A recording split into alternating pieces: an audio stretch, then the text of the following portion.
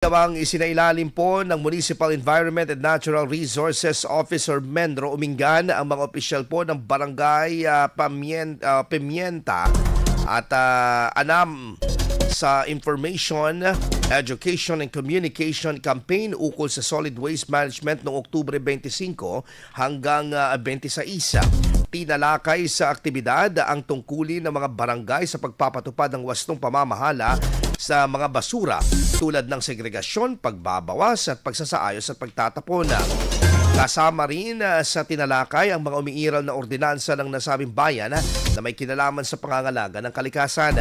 Matatandaang noong nakaraang taon ay nagsagawa rin ang Menro Umingan ng katulad na kampanya sa Barangay Newly Elected Officials or BNEO Summit noong Marso 4. IFM News. IFM News. IFM News.